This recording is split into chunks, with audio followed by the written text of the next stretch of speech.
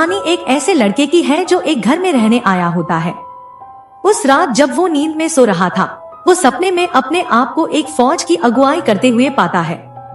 जंग के मैदान में उसके सामने एक ऐसी फौज खड़ी थी जिसके छोर का कोई अंत नहीं था, और उसके पीछे उसकी मुट्ठी भर फौज हाथों में तलवारें लिए बस अपनी बलि का ही इंतजार कर रहे थे।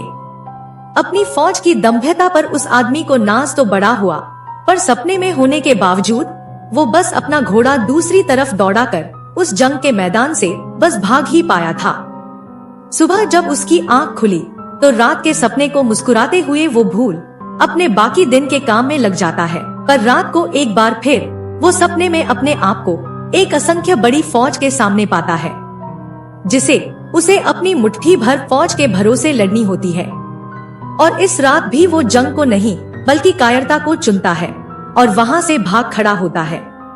सपने में भी उसे मौत से डर था, जैसा कि हर किसी को होता है। बस उसकी फौज ही होती है जो कम से कम मौत के डर को तो हरा चुकी थी। कई रात इसी तरह बीतने के बाद उसने अपने इस सपने को एक दोस्त को बताया।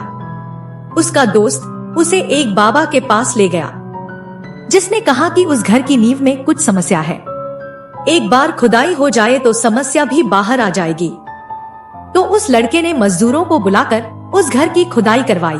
तब 6 फुट की गहराई में उसे दबे हुए सैनिकों की एक फौज मिली, जो न जाने किस सदी के जंग के शिकार थे। उन फौजियों की आत्मा की शांति के लिए हवन करवाने के बाद वो लड़का सुकून से बिस्तर पर लेटा कि आज रात नींद बिना सपने की आएगी। पर जैसा कि पंडित जी ने कहा था, खुदाई के बाद समस्या बाहर आ जाएगी। आज उस लड़के की समस्या उसे सपने में नहीं मिली, बल्कि आज वो उस लड़के के सामने खड़ी थी।